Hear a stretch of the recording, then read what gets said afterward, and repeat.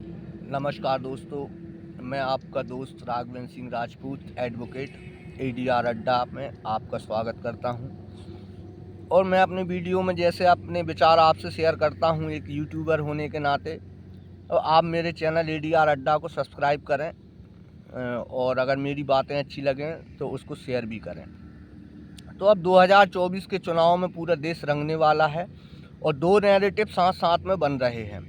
अब दो नैरेटिव में एक नैरेटिव है अयोध्या का और एक नैरेटिव है भारत जोड़ो न्याय यात्रा का। ये दोनों नैरेटिव साथ में चलेंगे और हमें इन दोनों नैरेटिवों से निकलने वाली आवाज़ों में इस बात का ध्यान रखना है कि अयोध्या का नैरेटिव चलाने वाले जो लोग हैं, जो लोग अयोध्या को मुद्दा बना रहे हैं, उसका डेवलपमेंट ये है कि चारों पीठों के शंकराचार्यों ने वहाँ पर उस कार्यक्रम में, उस इवेंट कहता हूँ मैं उसे, ये अब मैं आपसे बात करता हूँ कि ये अगर ये राम राज्य चल रहा है तो इस राम राज्य की बात करता हूँ मैं, अमृतकाल की बात करता हूँ। इस अमृतकाल में सनातन धर्म के सबसे बड़े धर्मगुरु शंकराचार्य और चार शंकराचार्य जो हैं चारों पीठों के, उन्होंने इस कार्यक्रम में जाने से इनकार कर दिया है। और एक डेवलपमेंट ये है और एक डेवलपमेंट है कि कांग्रेस पार्टी ने भी इस कार्यक्रम में, इस इवेंट में जाने से इनकार कर दिया है। लेकिन इन दोनों मुद्दों में में अंतर ये है कि चाहे मेन स्ट्रीम मीडिया हो, जैसा मैं आपसे कहता हूं कि मेन स्ट्रीम मीडिया को काम दे दिया गया है कि चुनिंदा लोगों को टारगेट करके चर्चा करना है, तो शंकराचार्यों के न जाने पर कोई भी विरोध, कोई भी डिबेट किसी भी टीवी चैनल पर, जो मेन स्ट्रीम मीडिया जिसको मैं एक मंत्रालय मानता हूं कि वो एक मंत्रालय है, जो कारपोरेट सरकार चल रही है उसका एक मंत्रालय है, तो मीडिया मंत्रालय में चर्चा इस बात की है कि कांग्रेस ने राम का अपमान किया, कांग्रेस उस कार्यक्रम में हिस्सा नहीं ले रही है। लेकिन गोदी मीडिया के एंकर जो अच्छे अच्छे सूट पहनकर वहाँ पर, मैं थोड़ा सा कड़े शब्दों का इस्तेमाल इसलिए कर रहा हूँ इस देश के नागरिक होने के नाते कि जो मीडिया एक स्तंभ होता है वो लोकतंत्र का चौथा स्तंभ है और वो इतना मजबूत स्तंभ है कि मीडिया को तो अपना काम देश हित में करना चाहिए। लेकिन मीडिया में चर्चा ये हो रही है कि कांग्रेस ने अपमान किया, कांग्रेस का इसको फ़ायदा होगा, कांग्रेस का इसको नुकसान होगा। लेकिन और जो मेन स्ट्रीम मीडिया में इस बात पर चर्चा नहीं हो रही है कि चारों पीठों के शंकराचार्यों ने उस कार्यक्रम में जाने का विरोध कर दिया है और वो इस कार्यक्रम को धर्म संगत नहीं मानते हैं। पूष का महीना चल रहा है, अधूरे मंदिर में निर्माण कर रहे हैं और भी कई कई कारण बताए उन्होंने। और जो रामलला विराजमान, जो वो केस जीते हैं, वो रामलला विराजमान को उस मंदिर से बाहर किया जा रहा है और नए रामलला विराजमान वहाँ पर विराजमान होंगे, जिसके उपलक्ष्य में जो इवेंट चल रहा है, जिसमें कि आरएसएस की भूमिका है। और आरएसएस के लोगों ने देश में ये कॉल किया है कि आप 22 या 23 तारीख को, 22-23 में दिवाली मनाएं और पूष के महीने में दिवाली मनाएं। तो ये सभी मेरे व्यूअर्स, तो जो लोग मुझे सुनते हैं वो इतने समझदार हैं, वो समझ रहे हैं इन सारी बातों को।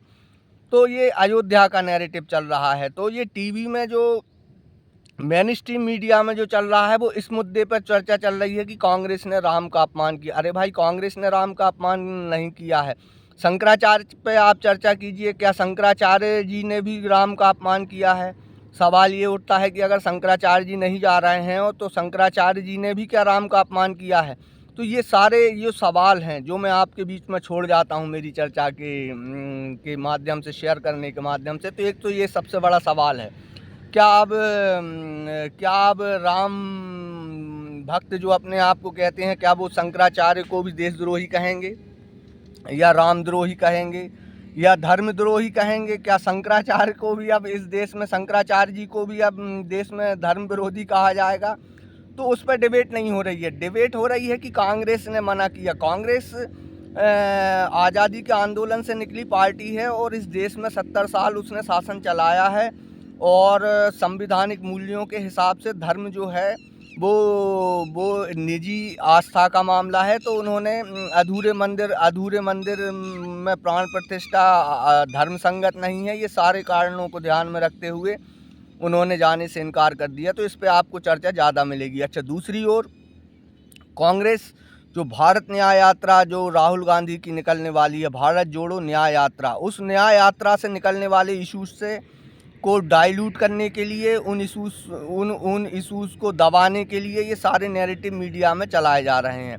क्यों? क्योंकि इस देश में बहुत भारी समस्याएं हैं। एग्रीकल्चर की समस्या है, किसानों की समस्या है, इकोनॉमिकल समस्या है, छोटे व्यापारियों की एमएसएमई सेक्टर की समस्या है, गरीबों की समस्या है, गरीबी की समस्या है, स्वास्थ्य की समस्या है, शिक्षा की समस्या है, बेरोजगारी की एक सबसे बड़ी समस्या है। इन सारे मुद्दों पर को डिस्ट्रैक्ट करने के लिए इस इवेंट का आयोजन किया गया है। और मैं जहां तक मानता हूं कि ये सरकारी आयोजन नहीं है। अगर सरकारी आयोजन होता तो उसके मुख्य अतिथि राष्ट्रपति होते और राष्ट्रपति वहां पर सारी क्रियाओं को करते वहां पर।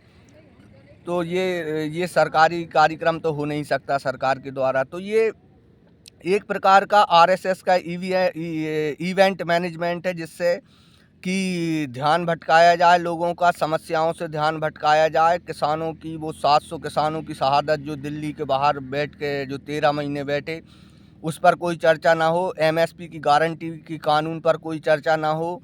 और जो ड्राइवरों के लिए जो मुद्दा बना दिया गया है, कानून बना दिया गया है, उसको वापसी की कोई चर्चा ना हो। इन सारी चर्चाओं से डिस्ट्रैक्ट करने के लिए दोस्तों ये सारी चीज़ें हो रही हैं। तो मैं दोनों नैरेटिव से आपसे बराबर से बात करता हूँ। तो एक तरफ अयोध्या का नैरेटिव है और एक तरफ भारत जोड़ो न्याय यात्रा का नैरेटिव है। तो इन दोनों नैरेटिवों पर हम लगातार अपने विचारों को मैं आपको यूट्यूब के माध्यम से शेयर करूंगा। अगर आपको अच्छा लगे तो आप इन विचारों को शेयर करें, ज़्यादा से ज़्यादा लोगों तक शेयर करें ताकि ये विचार पहुँचें।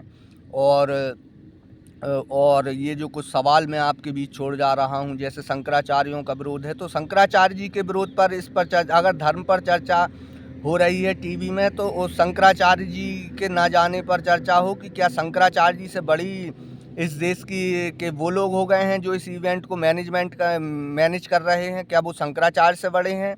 तो ये तो अब सनातन धर्मियों को या जो सो कॉल्ड हिंदू धर्म को मानने वाले लोगों को इस बात को तय करना है कि वो शंकराचार्य जी की बात सुनेंगे या फिर वो इस ट्रस्ट की बात सुनेंगे जिसमें रामलला विराजमान को बाहर करके। और मैं ये बात बार बार कहता हूँ क्योंकि रामलला विराजमान का अधिकार है वहाँ पर। जो कोर्ट का निर्णय आया है उसमें जो रामलला विराजमान हैं, विराजमान का मतलब आप समझिए कि जो पहले से वहाँ पर बैठे हुए हैं उनको वहाँ से हटाना ये धर्म संगत नहीं है। और मैं शंकराचार्य जी का समर्थन करता हूँ और शंकराचार्य जी ने जो भी किया है वो धर्म संगत किया है। तो ये दोनों नैरेटिव चल रहे हैं। ये एक सवाल है, यदि मतलब उन राम भक्तों के लिए भी ये सवाल है, क्या वो शंकराचार्य जी से बड़े इवेंट मैनेजर उनसे बड़े हो गए हैं? तो वो उनकी स्वतंत्रता है, उनको माने ना माने। लेकिन मैं शंकराचार्य जी जो नहीं जा रहे हैं वो धर्म संगत उनका निर्णय है। और कांग्रेस ने भी नहीं जाने का निर्णय लिया है, तो ये उनका निर्णय है। और जिसको जाना है वो जाएगा, ये उसका स्वतंत्र निर्णय है। और जिसको नहीं जाना है, जो सच्चाई को समझता है, वो उसका अपना निर्णय है। तो सब अपने अपने निर्णय को व्यक्त करने के लिए स्वतंत्र हैं इस देश में। तो ये जो कुछ सवाल हैं जो मैं आपके मध्य छोड़ के जा रहा हूँ, इन पर आप विचार करें। और आने वाले समय में हम दोनों नैरेटिवों पर चर्चा करेंगे। एक तरफ राम मंदिर का नैरेटिव होगा, दूसरी तरफ न्याय यात्रा होगी, जिससे किसानों के मुद्दे निकलेंगे, गरीबों के मुद्दे निकलेंगे, एजुकेशन का मुद्दा निकलेगा, अनएम्प्लॉयमेंट का मुद्दा निकलेगा, इकोनॉमिक डाउन का मुद्दा निकलेगा। तो इन सारी चीज़ों पर हम दोनों तरफ बराबर ध्यान देंगे। मेन स्ट्रीम मीडिया तो वो एक मंत्रालय है, वो अपना काम कर रहा है, उसको हक है और स्वतंत्र है वो अपना काम करने के लिए।